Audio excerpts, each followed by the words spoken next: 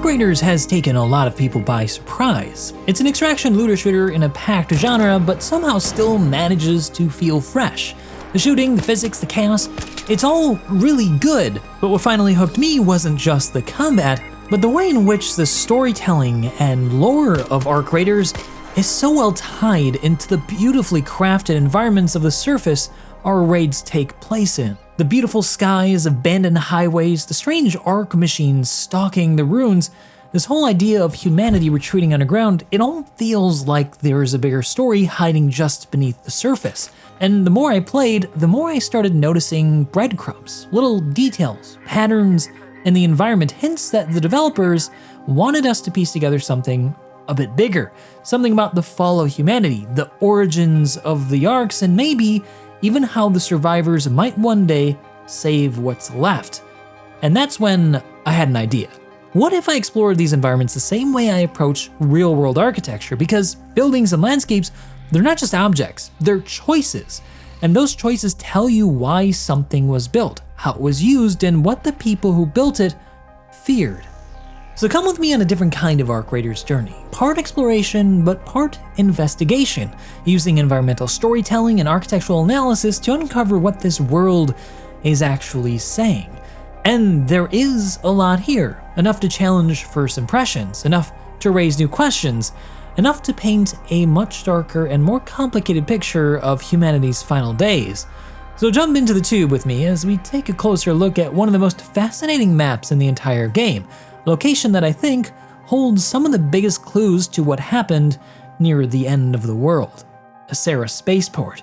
And if you like this kind of deep dive analysis, let me know, because there are plenty more places on the surface still worth investigating, just as it's worth investigating who has access to your personal information with the sponsor of today's video, Incogni.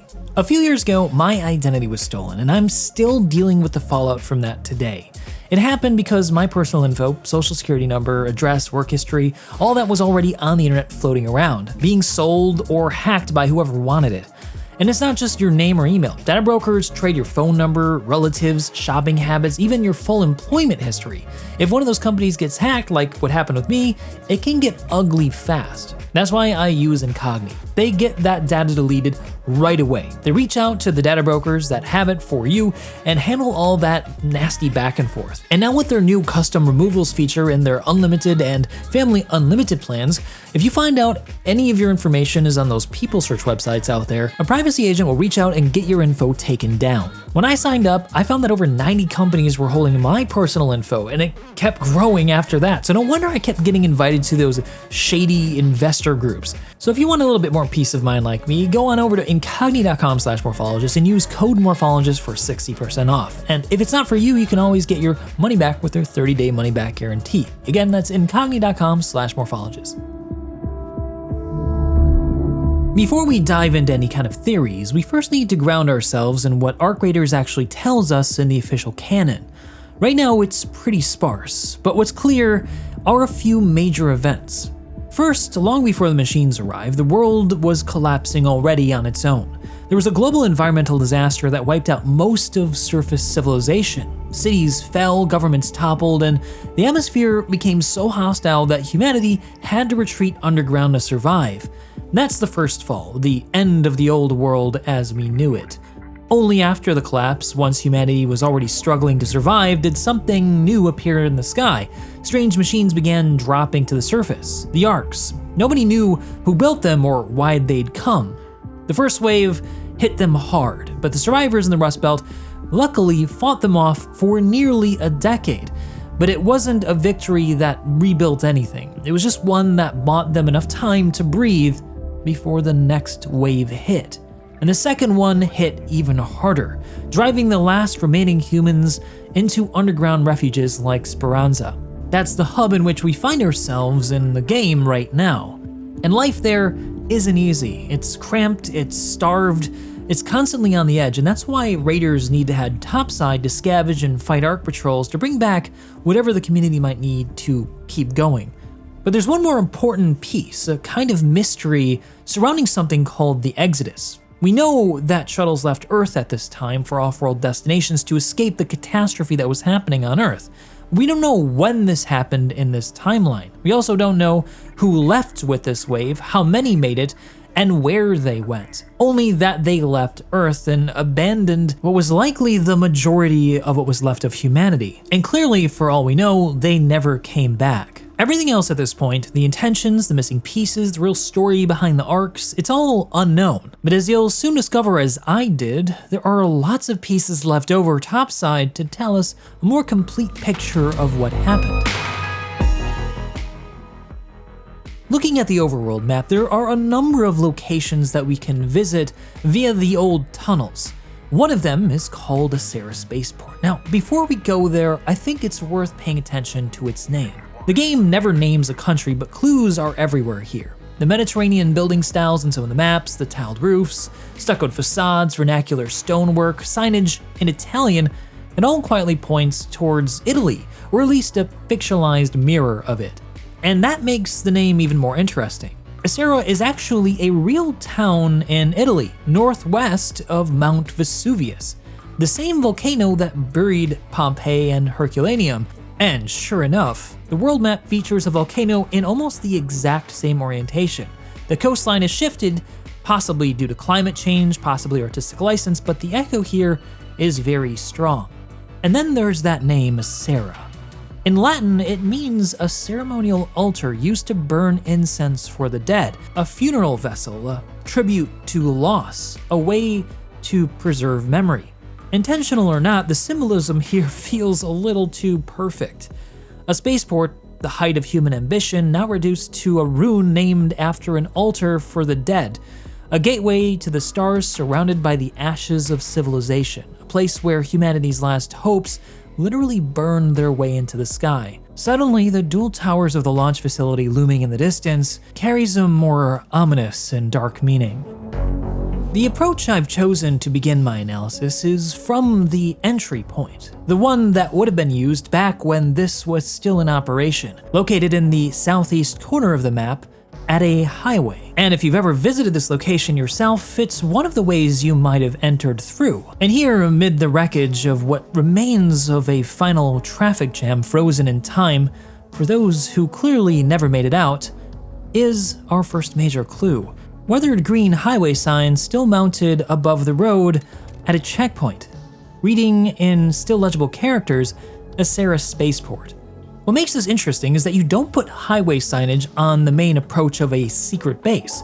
You build that for commuters, for workers, families catching flights, spectators coming to watch launches. This wasn't meant to be hidden then, it was clearly meant to be used. Before the fall of humanity then, this place was definitely known about. It wasn't some secret place locked away in the mountains of Italy.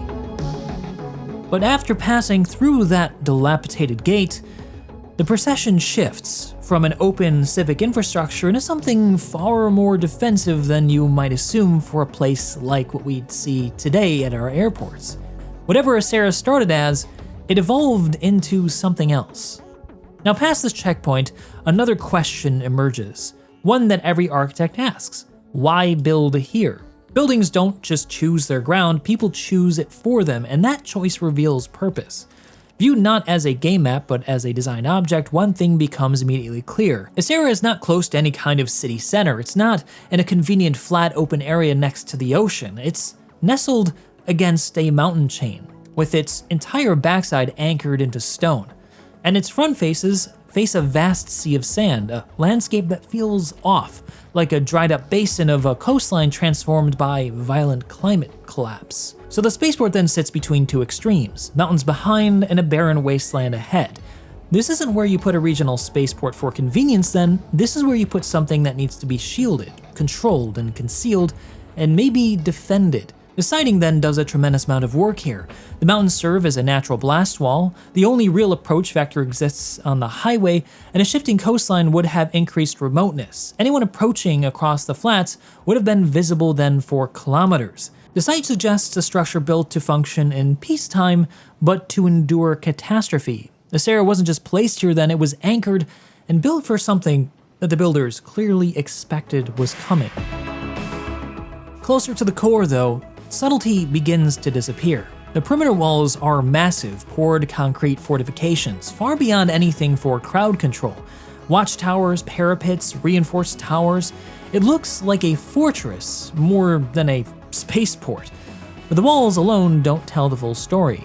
The damage does. On closer inspection, there are sections that have been obliterated, rebar twisted and exposed, burn marks and gouges carved across parapets, towers collapsed or sheared off. And at the base of a still intact segment lies one of the more chilling clues in the entire map.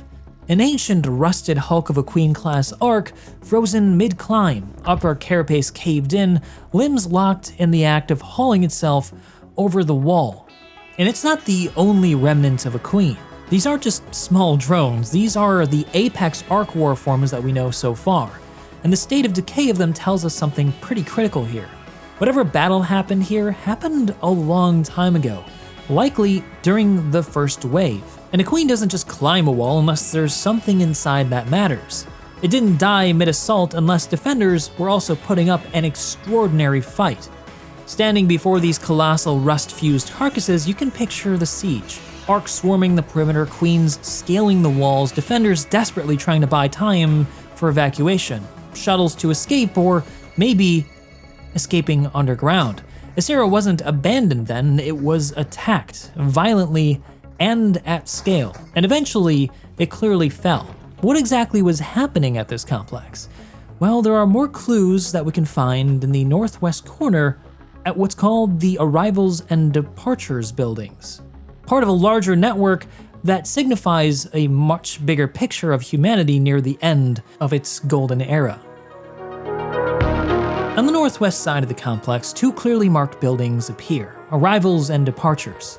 Their faded signage still clings to the facades if you look closely enough, and their existence alone tells us something about what it was used for. This wasn't an emergency launch pad used desperately at the end to escape Earth. You don't build separate terminals unless you expect routine traffic. Passengers, workers, families, commuters. Clean circulation requires separate flows. Inside, above the bridge walkways, one line of text locks everything into place. Ysera Regional Spaceport. Now, regional implies it's part of a network. Ysera wasn't a standalone site, it was one node in a larger system, like an airport within a global grid. That means humanity wasn't inching towards space travel at this time, it was likely fully invested, meaning orbital space stations, cargo hubs, orbital yards, and possibly lunar or even further away outposts and colonies. A teaser from another map reinforces this idea. On one wall is found a poster dated from 2082 featuring a long-range space vessel, showing that humanity's space capabilities were already well advanced just over a century before the game takes place. And there's another detail that quietly reinforces this. Something the raiders actually interact with on an everyday basis, something that you see me wearing in this very video. As you progress through the game and unlock higher tiers of gear, some of the suits you can equip aren't just hazard suits or improvised surface gear. One of the most striking things you can get is a full lunar spacesuit, explicitly described as being designed for operations on the moon. That's not concept art. That's not decorative flavored text.